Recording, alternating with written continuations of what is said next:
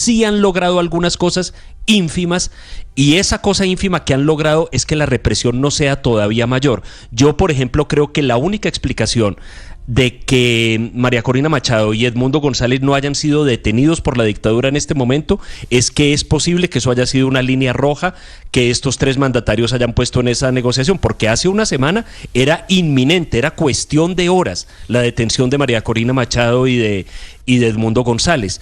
Ahora, yo lamentablemente en esto soy un poquito pesimista, Ricardo, porque yo tampoco veo mucho espacio para la negociación. Mire los 3 puntos que usted puso.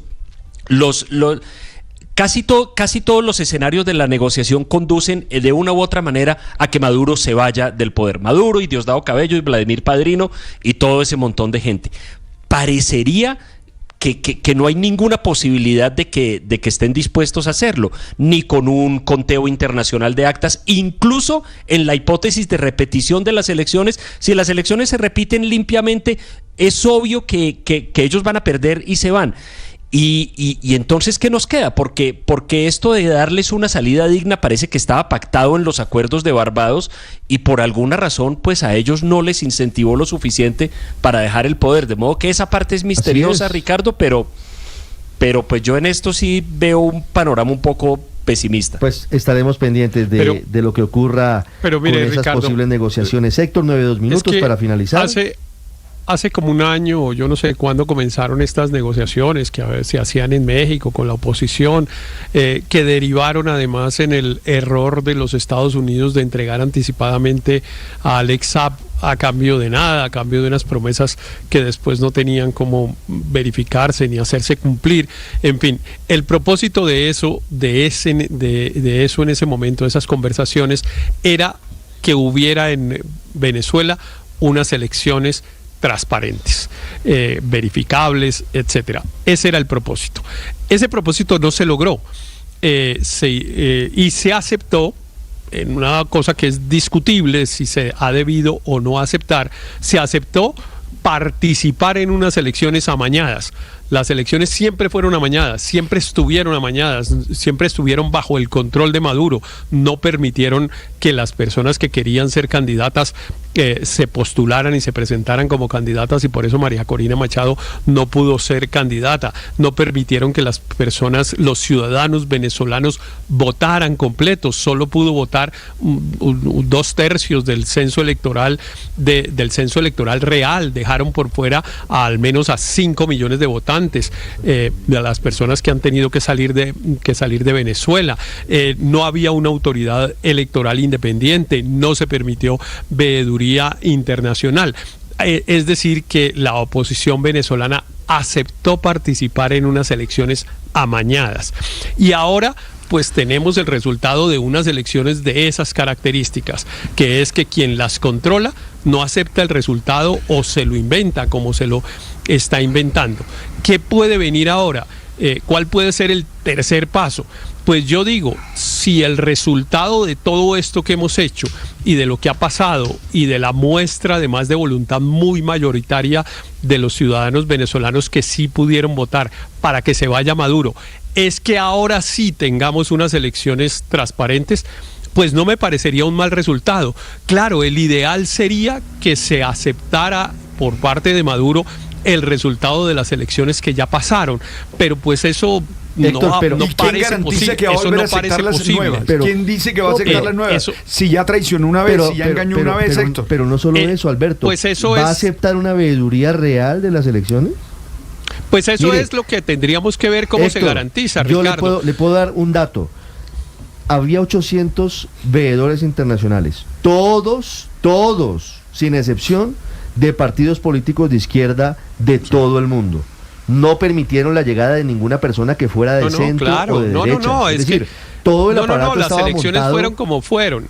Para que esto fuera amañado y para que se la robaran. Claro, pero las elecciones fueron así. Pero, por ejemplo, si uno llegara a la conclusión de que, por ejemplo, la máquina esta que cuenta o que digamos en la que se vota en las elecciones en Venezuela no fuera manejada por esa autoridad electoral, sino, por ejemplo, por una organización internacional o por un grupo de países, o en fin, alguna cosa, que evidentemente no podemos caer en los mismos errores de cuando se intentó tener unas elecciones transparentes con ingenuidad. En eso no podemos caer.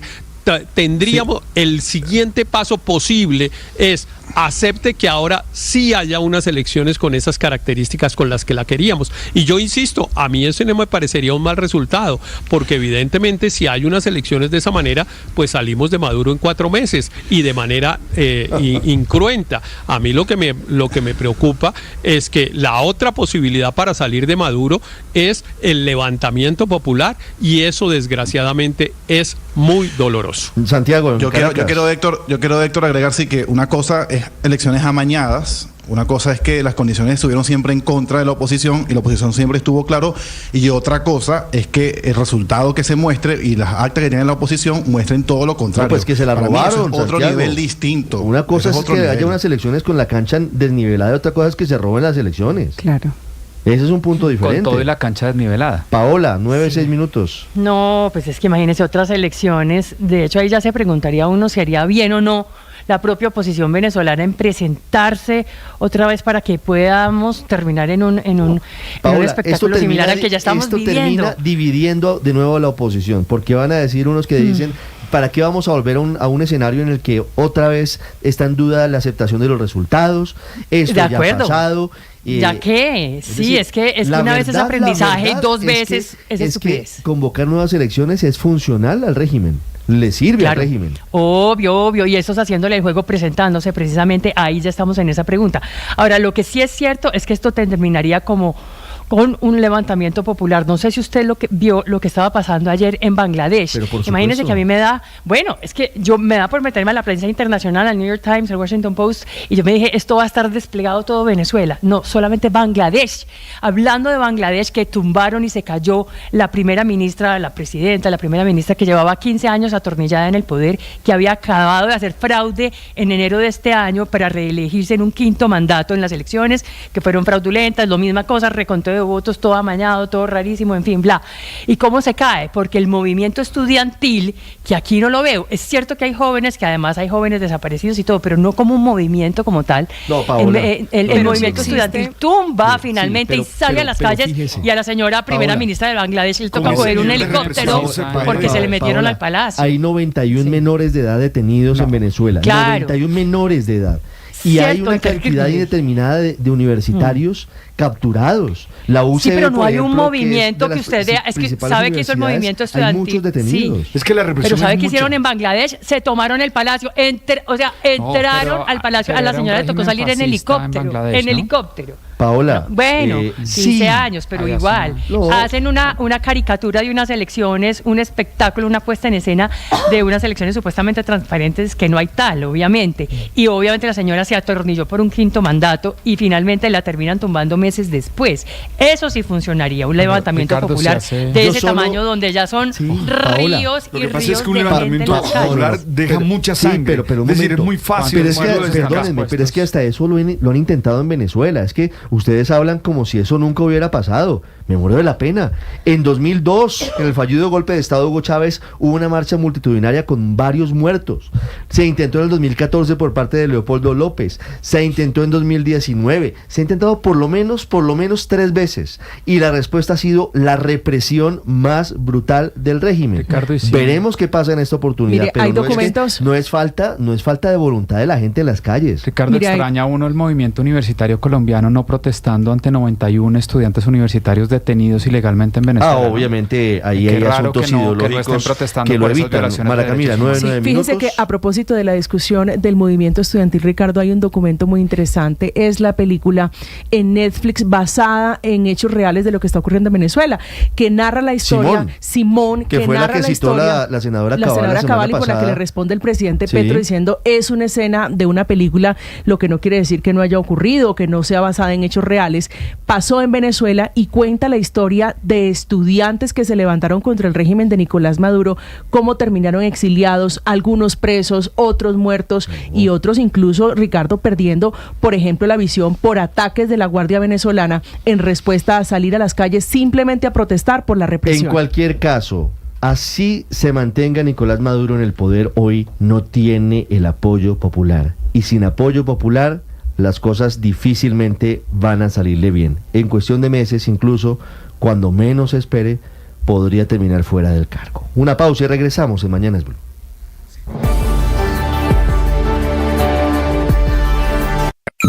Escanea este código y suscríbete a nuestro canal de YouTube, @Blue Radio Co. Y disfruta y participa de la programación de Blue Radio. Blue Radio, le ponemos cara a la radio. Blue Radio, la alternativa.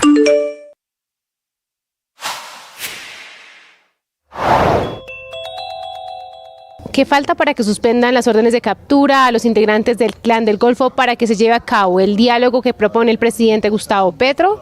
Sobre eso nos habla el abogado de este grupo, Ricardo Giraldo. Ya es voluntad del gobierno nacional, no sé, desconozco si habrá enviado las solicitudes a la Fiscalía General para que la fiscal general analice la petición del gobierno, porque recuerde que no es potestativo del presidente suspender órdenes de captura. Eso es única y exclusivamente una competencia de la nueva fiscal general de la Nación, y ella deberá hacerle su análisis jurídico y su verdadero estudio de si se puede o no se puede. Eso es una competencia exclusivamente de la fiscal. Lo que sí es claro en la resolución es que la resolución, creo que la 297, habla de que se solicitará.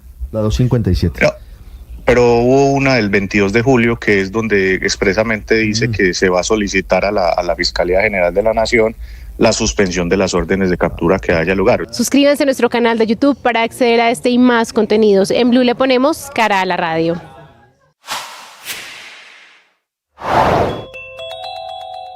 Acaba de ser aceptada la reorganización de los hoteles DAN por parte de la Superintendencia de Sociedades. Esto quiere decir que, afrontando dificultades económicas, hay la posibilidad de gestionar sus pasivos y de buscar una recuperación económica. Pues producto de la disminución de los ingresos que se agudizó con la pandemia del COVID-19, este hotel se ve afectado en una ralentización de sus ingresos, por lo cual ya se había sometido a una reorganización empresarial en enero del 2022. En ese acuerdo de reorganización logró una mayoría de votación que le permitió que se reestructuraran sus pasivos por cerca de 25.000 millones de pesos. Estos pasivos están proyectados que se paguen en un término de 10 años y para este año se espera que se cancelen las obligaciones laborales, las fiscales, las parafiscales y las de los proveedores estratégicos no vinculados, con unas deudas especialmente vinculadas a sus proveedores y especialmente a su personal. Lo que dice el superintendente de Sociedades, Billy Escobar, es que la superintendencia se encuentra atenta a brindarle acompañamiento a todas las empresas de su competencia para que logren la protección necesaria que trae el proceso de reorganización empresarial, mientras se establecen su reestructuración operativa, administrativa y financiera.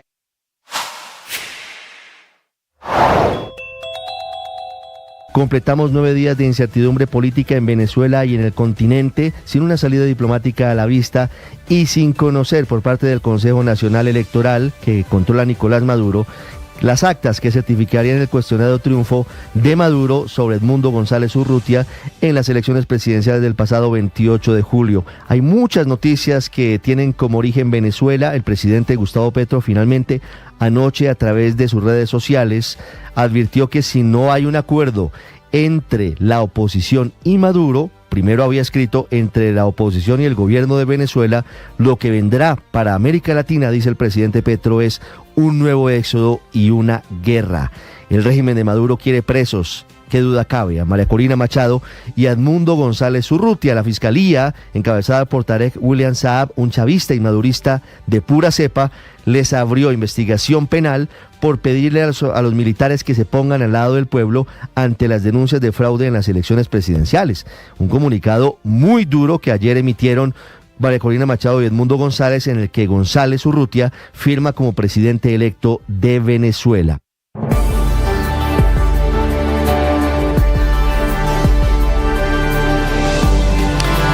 9 de la mañana, 14 minutos. Confianza con las buenas cifras del sector turismo que sigue mostrando el país. Durante el primer semestre de este año llegaron 3.115.000 visitantes no residentes, lo que representa un crecimiento de 8,5% frente al mismo periodo del año pasado.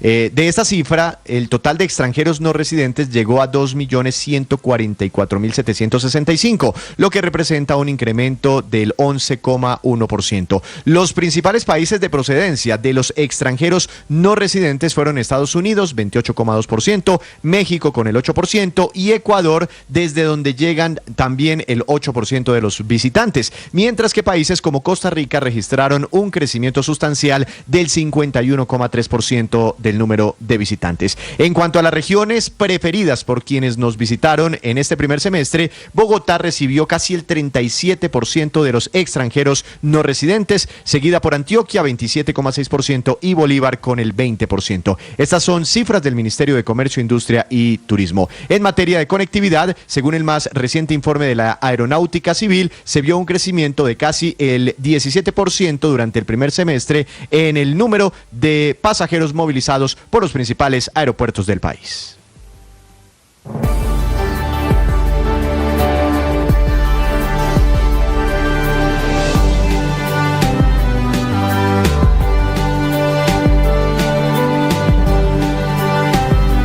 9 de la mañana, 16 minutos, 191 millones de pesos, equivalente a 147 salarios mínimos legales, lo que se va a ganar precisamente Ángel Barajas tras haber obtenido ayer la medalla de plata en los Olímpicos de París 2024, en tanto que su entrenador ganará 95.550.000 pesos, es decir, casi la mitad de lo que se ganarían si se hubieran llevado la presea de oro, que en estas justas para un medallista de oro el premio está fijado en 264 salarios mínimos, unos 343 millones de pesos aproximadamente, mientras que para el entrenador de quien gane el oro, el premio es de 171.600.000 pesos. Y finalmente, en el caso de los medallistas de bronce, el premio está fijado en 136 millones de pesos, unos 100 salarios mínimos, mientras que en los entrenadores esa bonificación es de 68.250.000 pesos.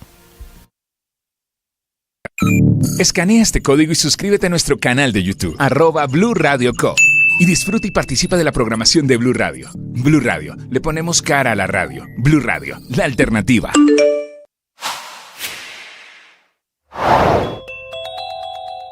Amanecemos con una cifra que es alarmante por parte de Human Rights Watch. Su directora para las Américas, Juanita Gobertus, informa que hasta el momento han recibido reportes creíbles de 24 muertes ocurridas en el contexto de las protestas postelectorales en Venezuela. Dice Gobertus que serían 23 manifestantes o transeúntes y un miembro de la Guardia Nacional venezolana.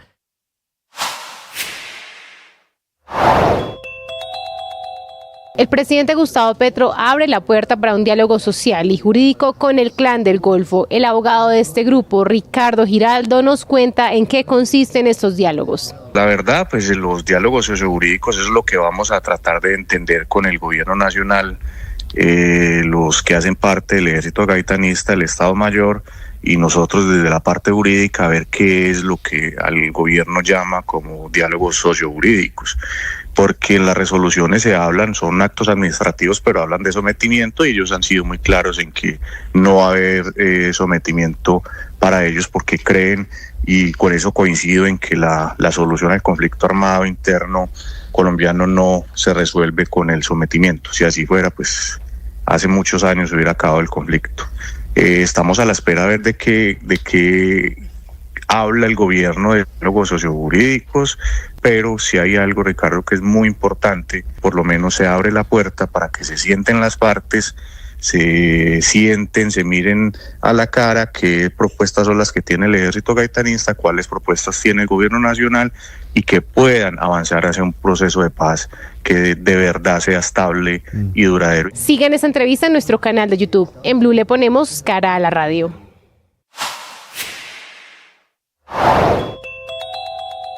Un informe de Transparencia por Colombia rajó al gobierno del presidente Gustavo Petro en su lucha contra la corrupción.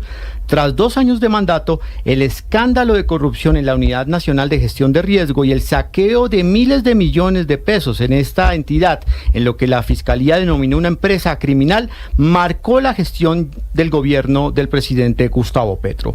Según explica Transparencia por Colombia, asegura que si bien se identificaron 57 acciones anticorrupción,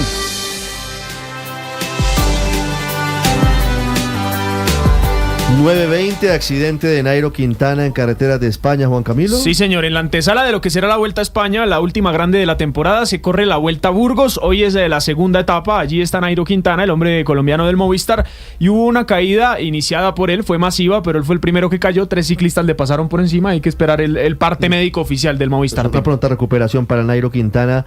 Bueno, ¿Camila tiene mascota? No tengo. Bueno, sí tengo peces. ¿Y los peces son mascotas? Claro. Sí. Estoy esperando la licencia, estoy esperando que pase en el Congreso el proyecto para pedir la licencia los 3 días cuando se me muera. Tengo 30 peces. 30 peces. Realmente 30 son peces. 60 peces. No, son 60 peces. Claro, son estanques. 60 peces. ¿Y de esos grandes japoneses que sirven para la meditación? Son los koi, sí, señor. Pescoy. Pescoy. De pero colores. Es otra cosa. No tiene bailarinas pero ni esas cosas. Pero son mascotas. ¿Y alguno de esos se puede pescar? ¿Uno va, pesca uno y lo frita? Y quiero notificar que depende emocionalmente de ellos. Bueno. ¿Cómo así? Bueno. ¿Me puede explicar? Estoy pensando en la licencia. Claro, para que le hagan bullying además. Claro. Como Freddie Mercury, que tenía un estanque con carpas en su casa para meditar y se sentaba a meditar y a mirar, eso, ¿no? A mirar las carpas. ¿Usted tiene mascota? No, yo no. ¿Tiene un gato? Juan Camilo sí. Sí, claro, un perro. ¿Cómo se llama el perro? Polo, un samoyedo. Un samoyedo. María Consuelo. ¿Qué es un samoyedo? No, yo no tengo, pero sé para dónde van. Sé para dónde van y fíjense que en esta sí estoy de acuerdo. ¿Y Alberto tiene mascota? No. ¿No? ¿Tendría mascota? No. ¿Y por qué? ¿Por qué no? ¿Pero por qué? No, porque los animales no son lo mío. ¿No le gustan los animales? Los únicos animales que me gustan son los seres humanos. Libre derecho a su personalidad. Libre derecho a su personalidad. 9:22. No me interesan. 9:22. Los amo, los quiero, pero no, lejos. ¿No? ¿Sí? ¿Usted llevaría a guardería a un perrito? No. Claro, está en guardería. ¿Polo está en guardería? Sí, señor, todos los días. ¿A qué hora lo recoge la ruta? A las 6:30 de la mañana. No me diga. Sí, señor. ¿Y qué hace en la guardería, Polo? Aprende comandos, se adiestra. Pero tiene plata, Juan Camilo, tiene plata. Pero no lo ve aquí desde las 5 de la mañana facturando. Véalo aquí. Por Dios. Mire, vengo a hablarle de la industria de los animales, particularmente de los perros, porque ya vamos a un nivel superior, ya no los coches, las guarderías, el colegio, la veterinaria, tienen de todo. Los hijos zapatos, peludos. los hijos peludos. Vengo a hablarle, Ricardo, de lo que es tendencia y es el perfume de Dolce & Gabbana para los perritos, Fefe, que es la nueva tendencia en el mundo. Qué bello nombre. Fefe es el nombre del perfume con el que está lanzando esta marca. Pero es que lo necesitan, porque si hay algo fastidioso de los perros... El olor a perro, a perro mojado. Este tiene una mezcla de olores. Si hay un perfume para perro, yo voy a regalárselo a mis hermanos. Pues le quiero dar precios.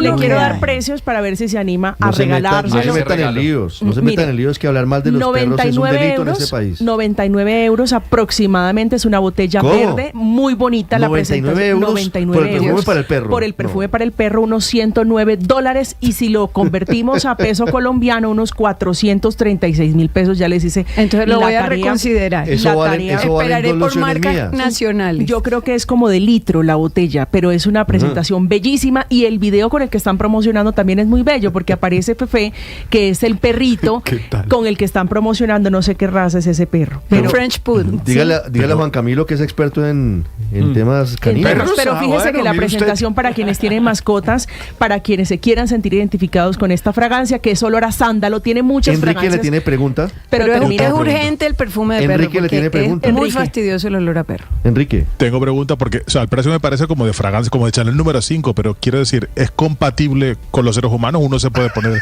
ese perfume? No. Bueno, para lo barato. Le quiero hacer la descripción y usted me dirá si se siente identificado. Le quiero hacer la descripción y usted me dirá, Enrique, si se siente identificado con la fragancia o como describen la fragancia. Soy delicado, carismático, auténtico, sensible, enigmático, rebelde, fresco, irresistible, limpio, porque no soy solo un perro, soy Fefe. Así soy yo.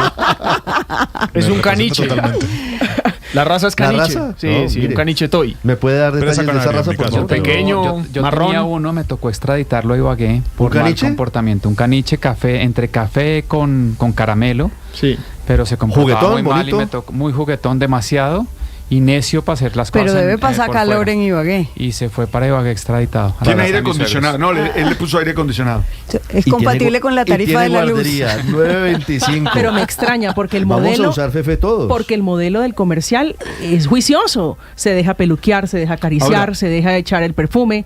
Ahora, ya supe que va a haber una demanda por equidad, porque Tom no tiene perfume. Es decir, el gato de Pero es que Ricardo, los gatos no huelen el feo. gato de Ricardo no tiene perfume. Los gatos no huelen feo. Que los gatos. En cambio, los perros huelen horrible. Mire, Con le todo tengo un plus respeto ya por para los finalizar. caninos. No solo, estoy leyendo aquí, no solo por la compra, no solo es la compra del perfume que, repito, ¿Con qué tiene viene? una A ver, presentación, a ver. viene A ver con si nos un convence. lujoso collar para perros de la misma marca, Dolce Gabbana.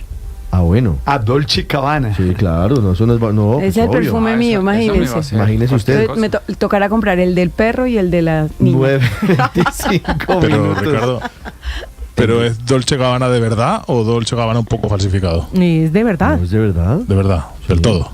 Es de Bueno, verdad. pues tampoco lo veo mal el precio. Collar y frasco de litro, 99 euros, Ahora, no me parece que el esté tan mal. collar de sí le precio. recomiendo que sea solo para la mascota. Sí. No Sí, para porque usted. si no sí, porque puede uno sugerir cosas que no son. Sí, eso sí. 9.26, Ahora, déjelo ahí. 100 euros son ¿cuánto? no le dé- 400 ¿qué? 450 500.000 barras. Medio sueldo. 4.36. Mire a Fefe allí quienes están no le dé conectados en ideas el al YouTube. dinero con el collar. 9.26. Medio sueldo, ¿qué te parece? Hay comunicado de Donald Trump sobre la designación de Tim Walz como candidato a la vicepresidencia de Kamala Harris, Juan Camilo. Y también ya está la oficialización de Kamala Harris, Ricardo, quien acaba de publicar un mensaje en su cuenta de X diciendo: estoy orgullosa de anunciar que le he pedido a Tim Walz que sea mi compañero de fórmula. Como gobernador, entrenador, profesor y veterano, él ha trabajado o ha cumplido para las familias trabajadoras como las de él. Es increíble, es grandioso tenerlo a él en el equipo. Ahora vamos a trabajar y coloco un enlace justo para donar a la campaña. Y pues sí, la campaña del expresidente Donald Trump ya está arremetiendo en contra de esta designación, tal como se anticipaba. Dice la campaña de Trump: no es una sorpresa que la liberal de San Francisco, Kamala Harris, quiera que el wannabe de la costa oeste, Tim Walz, sea su compañero de fórmula. Walz ha pasado su periodo como gobernador tratando de rehacer a Minnesota a la imagen del estado dorado, refiriéndose a California. Mientras que Walz, porque recordemos que los republicanos han arremetido siempre contra California porque dicen que es un ejemplo de cómo los demócratas volverían el país, particularmente por la cantidad de homeless, de habitantes de calle que hay, y por el caos también en las ciudades de California. Mientras que Walz pretende respaldar a los estadounidenses en el corazón de la nación cuando las cámaras están apagadas, él cree que el América rural es principalmente vacas y piedras. De proponer su agenda libre de carbono hasta sugerir mayores medidas o medidas más estrictas para las emisiones de vehículos a gasolina, con motor a gasolina, y abrazar políticas que le permiten a criminales condenados votar. Walz está obsesionado por difundir la agenda peligrosamente liberal de California a lo amplio y ancho. Si Walz no le dice a los votantes la verdad, nosotros lo haremos. Así como Kamala Harris, Tim Walz es un liberal extremista peligroso. Y Harris Walz, el equipo de Harris Walz, es la pesadilla para cualquier estadounidense. Tal como se anticipaba, dicen que son unos radicales, y que Tim Walz lo que representa es una radicalización de la fórmula Kamala Harris para la presidencia de los Estados Unidos. Ricardo. 9:29 minutos, Juan Camilo. Lo de las camas antisexo, Juan Camilo Vargas. Sí, lo de cartón en la Villa Olímpica. ¿Eso es real o es un mito? No, es real. Es real, no es real que sean antisexo, sino también para reducir costos y que el espacio se pueda economizar más. Es decir, una cama de esas de cartón no soporta el peso de 2 seres humanos. No soporta el peso de 2 seres humanos, eso es real. Entonces sí es antisexo. Sí. Pues digamos, no es de manera oficial. Indirectamente termina evitando, pues entre otras, en muchos olímpicos la cantidad de preservativos que se utilizaban eran miles. Pasó en Río que se taparon los ductos. Dios mío. 9:29. Un colombiano es el encargado del mantenimiento de la Villa Olímpica. Colombianos en todas partes. Mateo Piñero se encontró la historia y habló con él.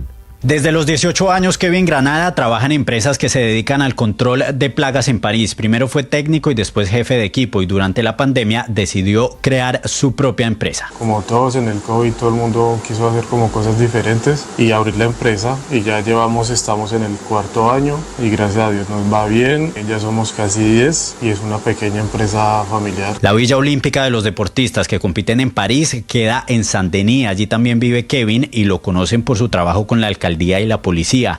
De esta manera llegó a realizar el control de plagas en la zona donde duermen los deportistas. El momento es un trabajo de monitoreo. En caso de emergencia, en media hora estamos ahí. Tenemos cajas para lo de las ratas, tenemos cajas que están conectadas, entonces nosotros las vemos desde aquí, y si en caso de un problema, un alerta extraordinario, ahí sí vamos. Los recorridos por la Villa Olímpica se hacen 2 veces por semana en un carrito de golf y bajo acompañamiento de los organizadores de los Olímpicos por temas de seguridad, pues el acceso a la villa es complicado. Nosotros vamos a ver los puntos de logística donde está más que todo la basura. Hay una zona donde ellos se hacen para relajarse y todo, puede que no tiren las cosas a la basura y todo lo que tiene que ver con las alcantarillas. Y aunque este colombiano lleva varios años trabajando en este sector, dice que uno de los contratos que más lo ha emocionado es el de los Olímpicos. Yo muy contento porque París está recibiendo el mundo entero. Es un honor de estar en esa Villa Olímpica porque empresas de control de plaga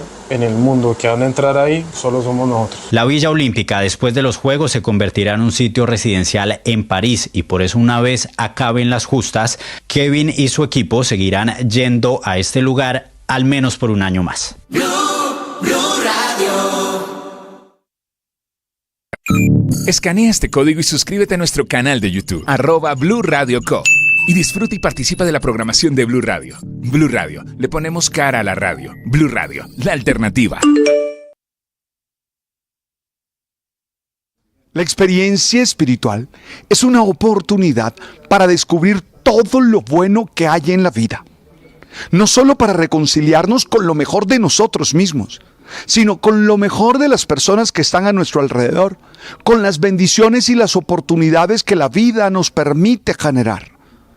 La experiencia espiritual, esa que yo vivo con el oracional El Man está vivo, nos ocasiona tener la capacidad de ver con optimismo todo y de descubrir que siempre hay fuerzas para salir adelante y ser feliz. Vive tu experiencia espiritual, cualquiera sea, pero vívela, profundiza en ella. Tú sabes.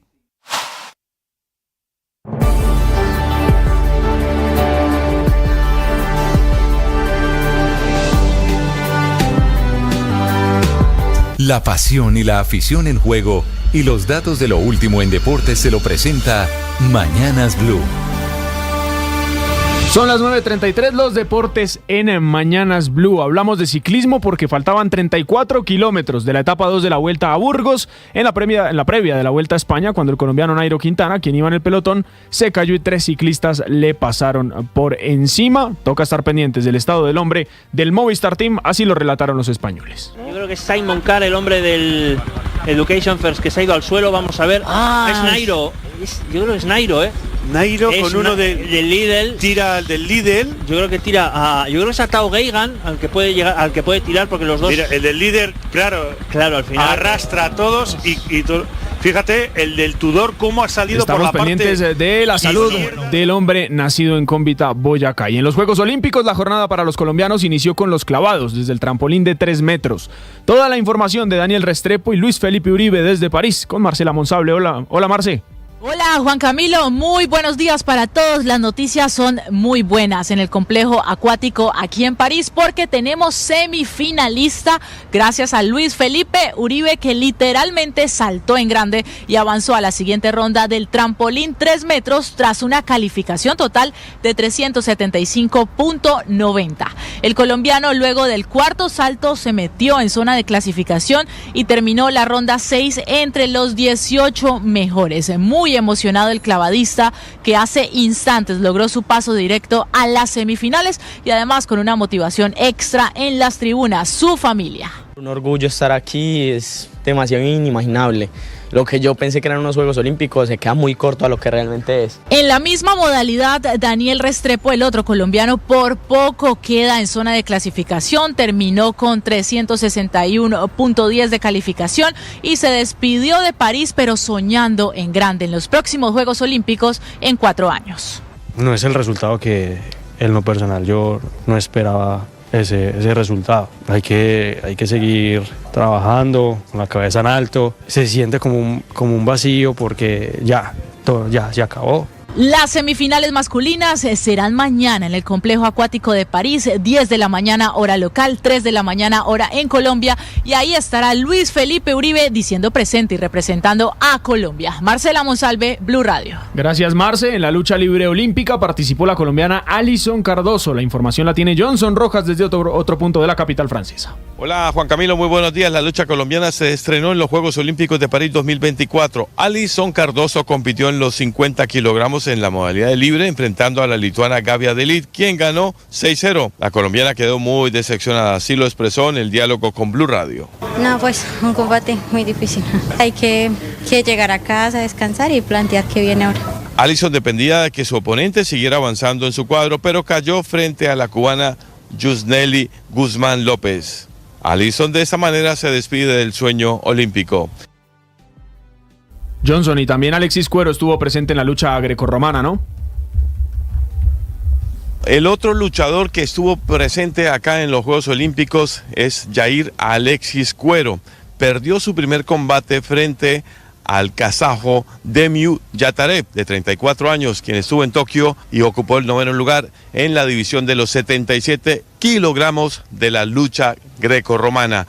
Alexis cayó 9-0, pero tiene una esperanza de clasificación al repechaje. Para que esto suceda, su rival, Damian Yatarev, tendrá que vencer al luchador de Azerbaiyán, Suleimanov Saran, en el combate de las semifinales. De esta manera, el colombiano podría estar en el repechaje buscando una medalla de bronce.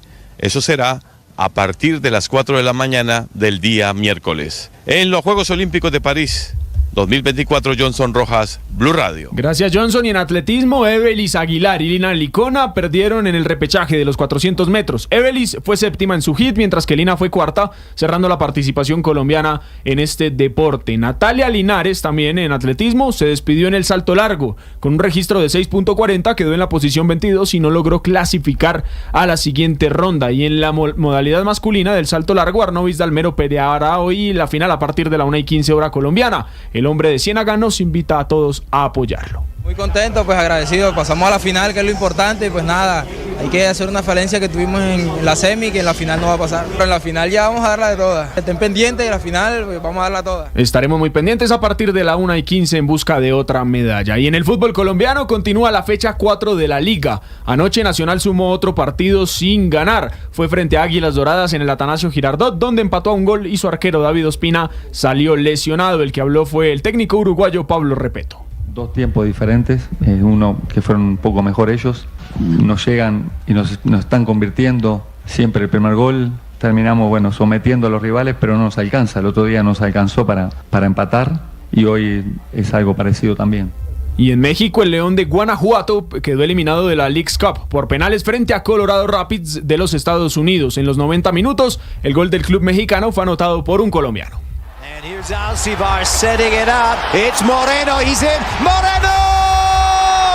Off the post. In the tap-in. Followed up. It won't count.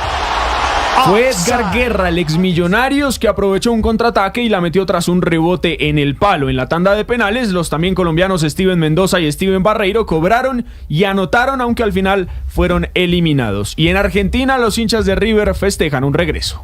Hoy es sin lugar a dudas un día histórico para todo el mundo River en lo que es el comienzo de la segunda etapa de Marcelo Gallardo como técnico en River. Así es, Jorge Brito, presidente de River, anunciaba el regreso de Marcelo el Muñeco Gallardo, quien se fue en 2022 tras ganarlo todo con el equipo millonario y volvió tras un paso por el Al Ittihad del fútbol de Arabia. El Muñeco está de vuelta en casa. Y lo primero que siento en este momento es muchísima emoción. No hace mucho que me fui, pero parecería que nunca me fui. y volver a entrar al club, volver a recorrer los pasillos, volver a recorrer un poquito el mundo River, claramente me hace sentir muy en casa. Su primer juego en esta etapa será el sábado frente a Huracán en el Monumental a las 6:30 de la tarde. Recordemos que en River juega el colombiano Miguel Ángel Borja. 9:40 de la mañana, esto es todo en Deportes. Escanea este código y suscríbete a nuestro canal de YouTube, @Blue Radio Co. Y disfruta y participa de la programación de Blue Radio. Blue Radio, le ponemos cara a la radio. Blue Radio, la alternativa.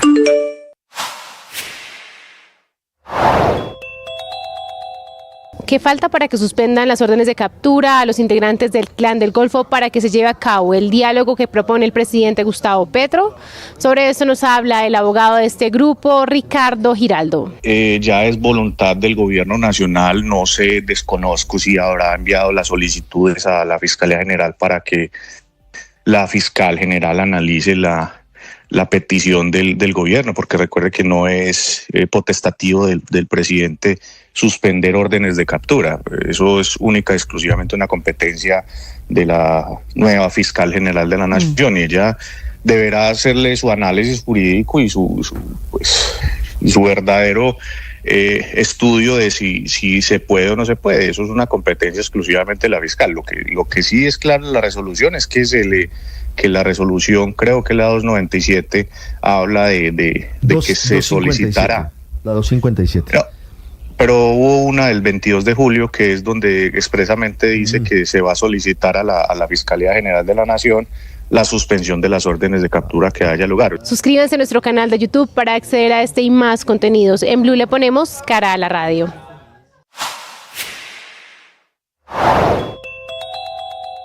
Acaba de ser aceptada la reorganización de los hoteles DAN por parte de la Superintendencia de Sociedades. Esto quiere decir que afrontando dificultades económicas hay la posibilidad de gestionar sus pasivos y de buscar una recuperación económica. Pues producto de la disminución de los ingresos que se agudizó con la pandemia del COVID-19, este hotel se ve afectado en una ralentización de sus ingresos, por lo cual ya se había sometido a una reorganización empresarial en enero del 2022. En ese acuerdo de reorganización logró una mayoría de votación que le permitió que se reestructuraran sus pasivos por cerca de 25.000 millones de pesos. Estos pasivos están proyectados que se paguen en un término de 10 años y para este año se espera que se cancelen las obligaciones laborales, las fiscales, las parafiscales y la de los proveedores estratégicos no vinculados, con unas deudas especialmente vinculadas a sus proveedores y especialmente a su personal. Lo que dice el superintendente de Sociedades, Billy Escobar, es que la superintendencia se encuentra atenta a brindarle acompañamiento a todas las empresas de su competencia para que logren la protección necesaria que trae el proceso de reorganización empresarial, mientras se establecen su reestructuración operativa, administrativa y financiera.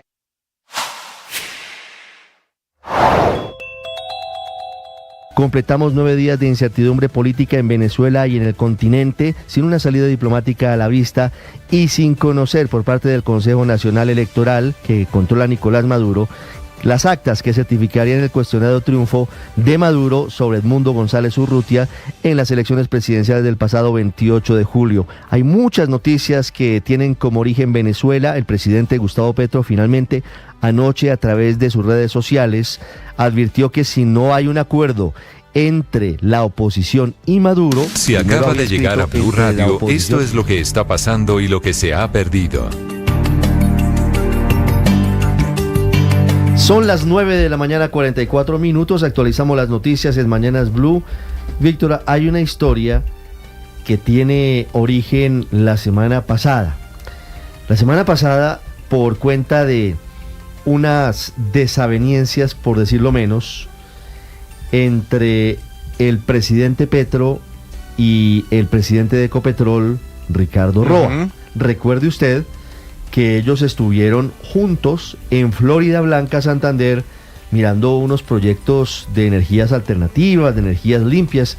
De hecho, fue el escenario en el que el presidente Petro habló con Nicolás Maduro, que Laura Sarabia le pasa el teléfono y el presidente se retira. Y él se va a hablar un rato. Exactamente.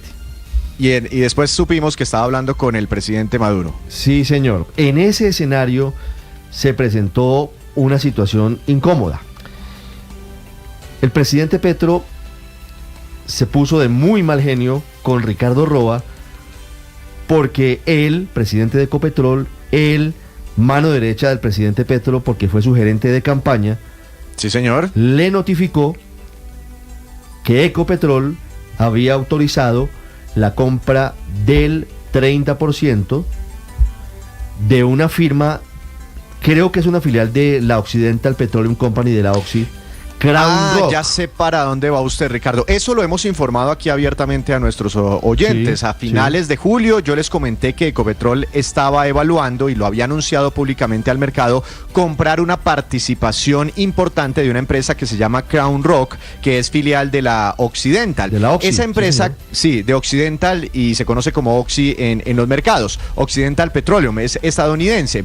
Eso fue lo que reportó al mercado de valores Ecopetrol. Pero de otro lado, cuando buscamos información de la Occidental en Estados Unidos, encontramos datos más detallados. Inclusive Occidental le había notificado a los mercados que la propia Ecopetrol estaba notificándole el interés de quedarse con el 30% de esos activos, en un negocio que podría, Ricardo, demandar inversiones de Ecopetrol por unos 3.600 millones de dólares. En ese momento le conté que era un poco extraño porque esos activos eran básicamente fracking en una cuenca que se llama el Permian, donde Ecopetrol ya tiene una presencia importante y le está dejando resultados muy relevantes a la compañía. Entonces, sí, como que Ecopetrol redoblaba su apuesta y quería metérsele a ese negocio.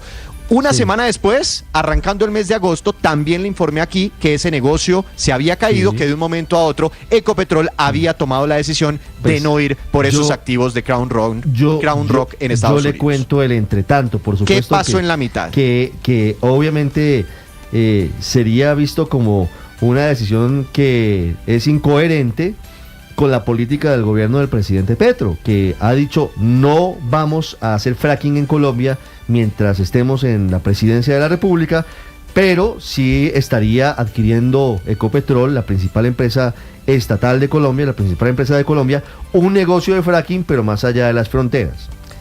En Estados Unidos. En Estados Unidos. ¿Qué pasó? El presidente Porque aparentemente la junta directiva de Ecopetrol estaba de acuerdo con hacer esa compra. Y ya lo estaban negociando y estaban a punto de cerrarlo con Occidental. El presidente Petro tumbó el negocio. El presidente Petro le dijo a Ricardo Roa que él estaba en desacuerdo y que ese negocio no se podía hacer. En ese escenario, Víctor, yo no tengo, yo no sé que el presidente Petro le dijo a Ricardo Roa, ese negocio no va, Ecopetrol no lo hace. Seguramente eso tiene que pasar por junta directiva y la junta directiva tendría que haberlo aprobado. Yo no llego hasta allá, hasta ese punto, Víctor. Lo que sé es que el presidente Petro tumbó ese negocio. Regañó severamente, le hizo una reprimenda dura a Ricardo Roa y se habló incluso la semana pasada de la posibilidad de la salida inminente de Ricardo Roa de la presidencia de Ecopetrol. O sea, es decir, casi se cae Ricardo Roa por este tema y no por todos los otros escándalos de la financiación de la campaña y demás, y que tanto hemos analizado aquí en Mañanas Blue. Hablé con personas que tienen por qué saber la historia de lo que pasa con Ricardo Roa. Y Ricardo Roa no está feliz, no está contento en Ecopetrol, está aburrido en Ecopetrol. Esto hay que decirlo. Todavía tiene algunos temas pendientes por entregar y seguramente en las próximas semanas o en los próximos días contemplaría, todo puede pasar, Víctor, pero estaría evaluando la posibilidad de presentar su carta de renuncia. Todo eso, Víctor, tiene como telón de fondo el negocio con Crown Rock que el presidente Petro tumbó. Obviamente esto puede tener unas consecuencias complejas en temas de mercados, en temas de gobierno corporativo. Si la junta directiva de Ecopetrol aprobó esta transacción, tomó la decisión y dijo vamos a hacer este negocio porque le ven potencial, de hecho hay muchos análisis y pues si quiere después hablamos de eso, de que tal vez Ricardo se le presentó como una mina de oro a Ecopetrol, como el mejor negocio en mucho tiempo para aumentar sus reservas en un 10%, sus utilidades en más de un 14%, su producción en más de un 10%, inclusive con una producción que es 8 veces más limpia que los pozos tradicionales que tenemos en Colombia, a punta de fracking, ¿no? En Estados Unidos, pero ese es otro cuento. Pero si la junta directiva ya había tomado esa decisión de firmar un acuerdo con la Oxy y unilateralmente el presidente Petro les veta esa decisión, sí sería algo muy mal visto por los mercados, Ricardo, porque estaría afectando prácticas de gobierno corporativo de una empresa pues que está listada no solo en Colombia sino en los mercados internacionales. Esto sería eventualmente, si ocurrió así, una práctica muy negativa para esas empresas que buscan capitales en los mercados externos. Me dicen que Ricardo Roa está en vacaciones y que al regresar podría haber decisiones, Paola. Mejor dicho. Pero ahora, la junta directiva que finalmente la controla el presidente podría dar reversazo, Víctor, de llegarlo a querer el presidente. Digamos, no lo veo como tampoco tan difícil por ese lado. Si bien es cierto, mandaría una señal contradictoria. Y lo que usted dice es verdad, lo del gobierno corporativo, pero bueno, es que el gobierno finalmente es el dueño de Ecopetrol, 89.9% de las acciones, y en últimas es lo que quiere el presidente y sus respectivos miembros de junta. Luego, nada raro que en una posterior reunión de ese directorio se tome una decisión contraria y se enmiende la plana para que oficialmente quede así como una decisión de junta directiva. El que sí quedaría muy mal de tener que dar ese reversazo es precisamente el presidente de Ecopetrol, Ricardo Roa, pero Paola, desautorizado es por el reversazo como que lo dieron a muy pocas horas de cerrar el acuerdo, y esto generó también de otro lado un sabor muy amargo para Oxy, para Occidental Petróleo, porque prácticamente los dejaron, ¿cómo lo decimos?, como vestidos y alborotados. Ellos ya estaban listos para firmar el acuerdo. Repito, Ecopetrol fue el que les propuso. El 31 de mayo lo notificó Occidental. Ecopetrol nos notificó su intención de adquirir una participación del 30% por $3.600 millones. Lo estamos analizando y estamos cerca de cerrar el negocio. Si estaban a punto de firmarlo y se echan para atrás horas antes, pues este es un mal mensaje, Víctor, no solo para este acuerdo, sino para los futuros acuerdos de Ecopetrol con otras compañías. Me dicen que en el sector internacional ya están viendo con ojos de poca seriedad a Ecopetrol, y para futuras operaciones, pues esto no sería nada bueno para la compañía. Si es bueno, Ecopetrol no es seria, no hagamos Víctor, negocios con Ecopetrol. ¿Por qué era un buen negocio para Ecopetrol, Víctor? ¿Qué decían los números? Lo que le estaba diciendo, Ricardo, pues hay análisis técnicos dentro de la compañía que dicen que puede aumentar sus reservas de hidrocarburos, que son bajitas, ¿no? Están cercanas a los 7 años, en un 10%, puede aumentar su producción en un 10%, puede aumentar sus utilidades rápidamente en más de un 10, 14%. Hay gente dentro de Ecopetrol diciendo, no necesariamente en la junta, pero sí del equipo técnico de Ecopetrol, diciendo que tal vez era el mejor negocio en el que se podía meter Ecopetrol en el corto plazo, que se le aparecía como una mina de oro. Por supuesto, es un negocio de fracking en Estados Unidos, y pues ahí está la bolita, ¿no? La tensión con el presidente Gustavo Petro, que no quiere fracking ni en Colombia ni en ninguna parte del mundo. La ideología por encima de las finanzas del Estado. No, pero fíjese una cosa, Ricardo, es que el gobierno va a volver a presentar el proyecto de prohibición de fracking en Colombia. Lo anunció ayer la ministra Amon Hamad. Y entonces, yo sí creo que eso es una inconsecuencia total, y Petro cuida eso, de que esté presentando un proyecto contra la explotación de fracking en Colombia, pero Ecopetrol, la empresa en la que él es ampliamente mayoritaria, el gobierno colombiano, esté comprando una explotación por 15 billones de pesos, vamos a ponerla así, 15 billones de pesos son $3.600 millones, 15 billones de pesos para hacer fracking en los Estados Unidos. Eso realmente se le volvería a Petro algo inmanejable. Es preferible que la principal empresa de Colombia deje de recibir divisas, pero ser coherentes con lo que se piensa, según esa teoría. Es que si no se le vuelve un lío el macho. Según la verdad es que eso en consecuencia una incoherencia total. Ecopetrol hoy sigue teniendo inversiones en fracking en Estados Unidos, entonces que las venda. Sí, claro, es la inversión más rentable en el Golfo. Es la inversión más rentable que tiene Ecopetrol en este momento. De hecho, los campos que tienen allá en el Permian son los que más le aportan producción a Ecopetrol en este momento. Ojo con esto, Víctor. Ojo con esto, Víctor. Esas son explotaciones que son muy jugosas y muy lucrativas y muy productivas en los primeros 6 o 7 años. Las explotaciones de fracking después de los primeros 6 o 7 años comienzan a decaer. Eso está absolutamente estudiado. Pero hay un punto que yo sí quisiera Ricardo, dejar sobre la mesa. ¿Cómo votaron los miembros de la Junta para esa decisión? ¿Cómo votó el ex viceministro Palma? ¿Cómo votó Ángela María Robledo? ¿Cómo votaron los representantes de Petro? Porque eso tuvo que tener mayoría. ¿Cómo votó García Realpe? Que han sido las fichas que él puso. o votaron en contra y se reversó, votaron en contra, fueron los que advirtieron de que había que reversar esa decisión, y de pronto alguno de ellos está proyectándose como presidente de la compañía. Si usted dice que Roa está aburrido y que va a posiblemente haber relevo, ¿será que dentro de estos miembros de junta, por decir un nombre allí al desgaire, el ex viceministro Palma sonará así para presidente? Así como uno dice cualquier nombre. 9:55.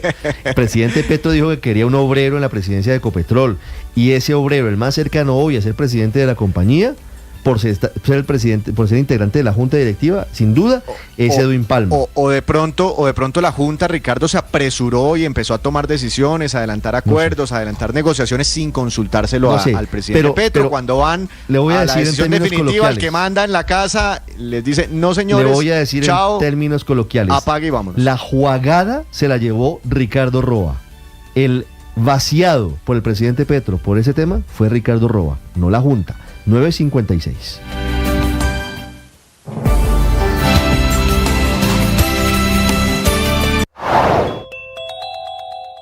Amanecemos con una cifra que es alarmante por parte de Human Rights Watch. Su directora para las Américas, Juanita Gobertus, informa que hasta el momento han recibido reportes creíbles de 24 muertes ocurridas en el contexto de las protestas postelectorales en Venezuela. Dice Gobertus que serían 23 manifestantes o transeúntes y un miembro de la Guardia Nacional venezolana.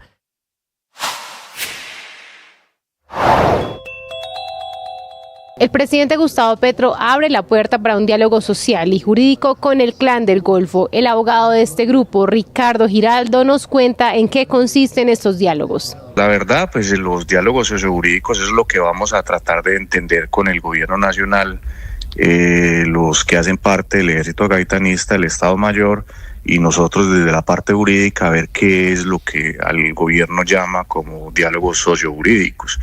Porque en las resoluciones se hablan, son actos administrativos, pero hablan de sometimiento, y ellos han sido muy claros en que no va a haber sometimiento para ellos, porque creen, y con eso coincido, en que la solución al conflicto armado interno colombiano no se resuelve con el sometimiento. Si así fuera, pues hace muchos años se hubiera acabado el conflicto. Estamos a la espera a ver de qué habla el gobierno de diálogos sociojurídicos, pero si hay algo, Ricardo, que es muy importante, por lo menos se abre la puerta para que se sienten las partes, se sienten, se miren a la cara qué propuestas son las que tiene el ejército gaitanista, cuáles propuestas tiene el gobierno nacional, y que puedan avanzar hacia un proceso de paz que de verdad sea estable y duradero. Sigan esta entrevista en nuestro canal de YouTube. En Blue le ponemos cara a la radio.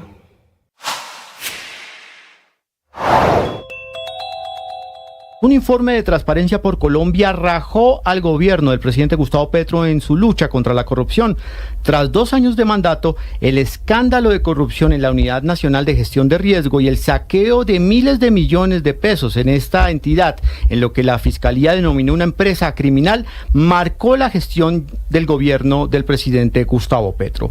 Según explica Transparencia por Colombia, asegura que si bien se identificaron 57 acciones anticorrupción, los escándalos de corrupción que han rodeado al gobierno e involucran a funcionarios nombrados por el presidente Petro hacen que estas acciones pierdan su impacto y afectan la confianza ciudadana. Hablando del presidente Petro, María Camila, hay decisiones sobre nombramientos diplomáticos a pesar de decisiones judiciales. El presidente Petro le encontró, se me perdona la expresión, Ricardo, la comba al palo, como dicen coloquialmente en Colombia, porque encontró la fórmula para regresar al consulado de Colombia en México a Andrés Camilo Hernández, que fue el cónsul que tumbó hace apenas unos meses el Consejo de Estado porque había considerado que había por lo menos una persona en la carrera diplomática, Jimena Astrid Valdivieso, que podía asumir esas funciones. Pues el presidente Gustavo Petro acaba de firmar, Ricardo, el decreto 0984. Tiene fecha del 2 de agosto del 2024, devolviendo a Hernández al consulado en México con el argumento de que va a ser consejero de Relaciones Exteriores, pero con funciones de cónsul general, con funciones como jefe de la oficina consular, entre otras cosas, Ricardo, desconociendo, como lo había dicho hace apenas unos meses el señor Hernández, que respetaba y que acataba la decisión de la justicia, en este caso del Consejo de Estado, que había dicho, usted no puede estar allí porque hay una persona de carrera diplomática que sí tiene las facultades y está en la lista para ir a ocupar el cargo de cónsul de Colombia en México. 10 en punto, hay humo blanco en la presidencia y vicepresidencia, en las mesas directiva de la Comisión de Acusación de la Cámara, que entre otras cosas investiga al presidente de la República. Pierde el pulso el gobierno, en teoría pierde el pulso el gobierno. Andrés Carmona. Ricardo, buenos días. Prácticamente después de 2 semanas de haber iniciado las sesiones ordinarias del Congreso en este tercer año legislativo, finalmente la Comisión de Acusaciones de la Cámara de Representantes eligió a su mesa directiva en reemplazo de Guadid Mansur, quien estaba presidiendo el año pasado. A la presidencia llega el liberal Leonardo Gallego, una persona muy cercana al expresidente César Gaviria. Cabe recordar que Gallego estaba compitiendo por ese cargo con la representante Karime Cotes, quien era la ficha del gobierno nacional. Finalmente Gallego se impuso frente a Cotes y ahora será el encargado de presidir esta importante comisión. A la vicepresidencia llega Catherine Miranda de la Alianza Verde. Miranda, recordemos, había buscado presidir la Cámara de Representantes, pero fue derrotada el pasado 20 de julio por Jaime Raúl Salamanca. Ahora ella será la vicepresidenta de esta comisión, que tiene, entre otras cosas, que definir en las próximas semanas el destino de las investigaciones en contra del presidente de la República, Gustavo Petro, por asuntos como la financiación irregular de su campaña, la posible violación de topes y todo el escándalo que involucra a su hijo Nicolás Petro. Las 10:01, el presidente de la ANDI advierte al gobierno que una reforma tributaria, una nueva como la que piensa el gobierno del presidente Petro, empujaría al país hacia una recesión. Marcela Peña. Hola Ricardo, buenos días. El presidente de la ANDI, Bruce McMaster, está pidiéndole a todos los colombianos que tengan los ojos encima del presupuesto de la nación